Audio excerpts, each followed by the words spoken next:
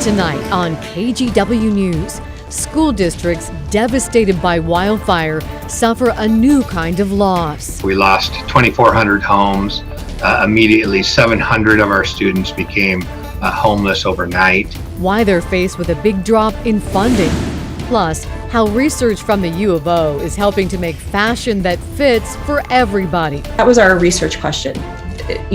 What does this body type look like? And later, planning for climate change. The Portland scientists working with NASA to better predict extreme weather. Your news starts now. Hello, and thank you for joining us on this Wednesday night. I'm Laurel Porter. Over the next 2 days, the FDA will be discussing making COVID booster shots available for more people. They'll be reviewing data from both Moderna and Johnson & Johnson to decide who should get the boosters. KGW's Alma McCarty checked in today to see how the booster rollout is going in Oregon. Alma? Well, we checked, and so far, Oregon's administered more than 140,000 booster doses. Right now, a booster shot is only recommended for people who had the Pfizer series at least 6 months ago, and it's only for certain groups. If you're over 65 and it's been more than 6 months, then you should be thinking about a booster dose. That's the message from Dr. Paul Cieslak, the Oregon Health Authority's medical director for communicable diseases. In addition to those 65 and older who had the Pfizer vaccine, those who are younger but have underlying medical conditions are also eligible for a booster now. Persons with underlying heart disease, kidney disease, lung disease, persons with immune system compromise. People working in high-risk settings and anyone in a long-term care facility can also get a booster. With your vaccine card, you're going to head right over this way, and they'll get you your vaccine, okay? Oh my God, that's quick and easy.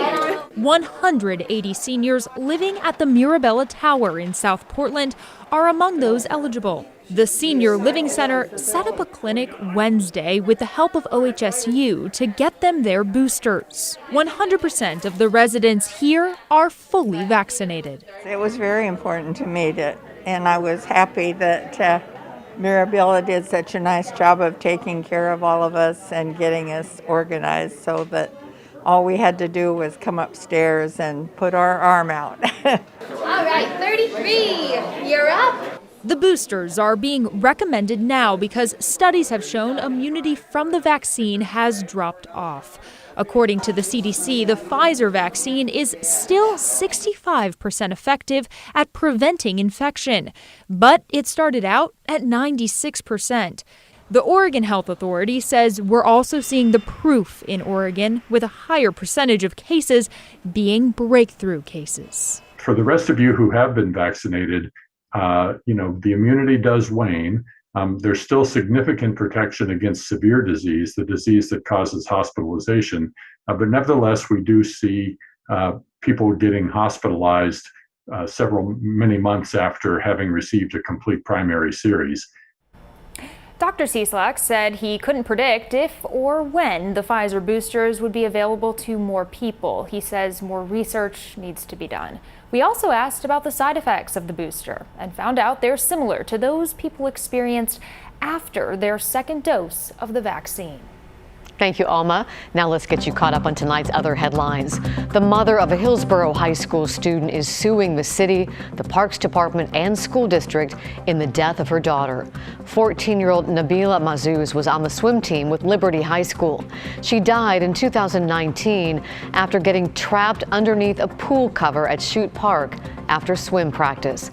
Her mother is now seeking $70 million, citing wrongful death and negligence. If you use CBD products, listen up. The Oregon Liquor and Cannabis Commission has issued a mandatory recall for select brand CBD drops labeled as broad spectrum. It turns out they contain dangerous levels of THC, the ingredient in marijuana that makes people feel high. The National Women's Soccer League Championship will no longer be held in Portland. The NWSL announced the match will be held in Louisville on November 20th.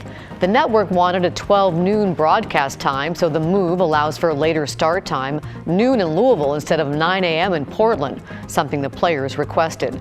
The Thorns said they support the decision and will have more information soon for those who already bought tickets. In Portland, first responders spent a lot of time dealing with non-emergencies, things like low-level back pain, stomach pain, even, believe it or not, firefighters say itchy toes.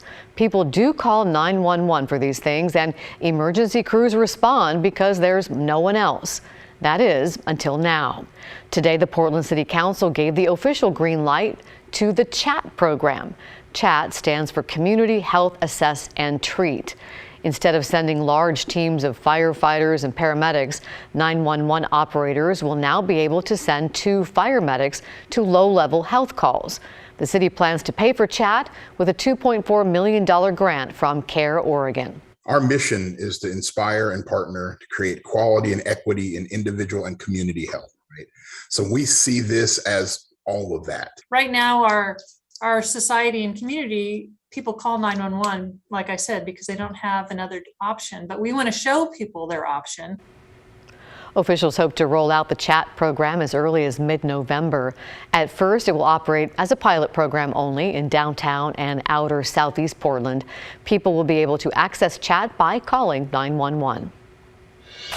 And now we're facing some pretty big cuts because of the loss of enrollment. Oregon communities ravaged by wildfires now face major financial cuts in their schools. Money districts were counting on from the state did not materialize. Christine Pitawanich explains.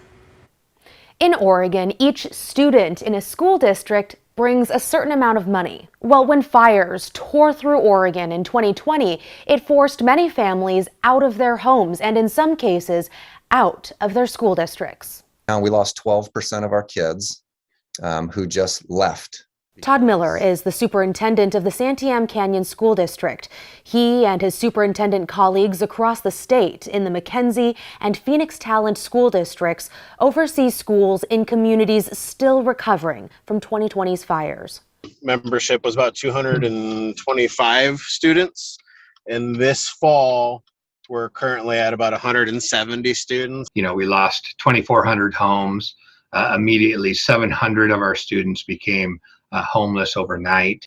Brent Berry says Phoenix Talent schools are currently down 350 students. It's taking a financial toll. That's approaching about, over $3 million. That's why this legislation, known as the Enrollment Stability Bill, is so important. It would allow school districts and communities dealing with the fallout of last year's fires to use enrollment numbers from the previous school year to get funding. But despite bipartisan support and reassurance it would pass, it never did. And it ended up just dying in committee. And what we were told is there was just miscommunication. We adopted a budget with the assurance that this funding would come through.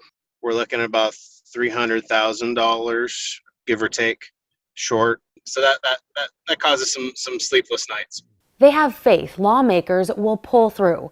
But for now, they're in limbo and thinking about the future if the bill doesn't pass. It's about 80 cents to every dollar goes to, staff. And in a small district, people are programs. And so the last thing that we want to do is dropping a teacher in our districts means dropping a program. I just can't imagine if this doesn't come to fruition in the legislative session. It'll be a devastating effect on our students, our families, our community, our staff. And we're just holding out hope. Yeah, at this point, they're dipping into money they've got saved up. But the superintendents I spoke with say they're hoping the state's emergency board passes the bill for at least the next year. Then, when the next legislative session starts, they're hoping lawmakers will give districts the help they need. Christine Pitawanich, KGW News. The Salem-Keizer School Board has voted to adopt an anti-racism resolution. It calls for the district to acknowledge racism and white supremacy are a threat to students and employees. There was a fair amount of pushback during the meeting last night. Some said it unfairly targets white students and residents. Those who support the resolution said it was the first step and the bare minimum in representing the community. Board members also addressed the need to clarify the language. I ask board members and community members to please stop pushing racial divide and start pushing community. We are all Oregonians and we are all Americans. I think a lot of us are coming at it from like this graduate level sociological understanding that we're like in this on a regular basis, and we're not coming down and speaking in terms that the community at large can understand. As far as specifics go, the resolution asks the district to address an over-representation of students of color in special education and punishments like suspensions.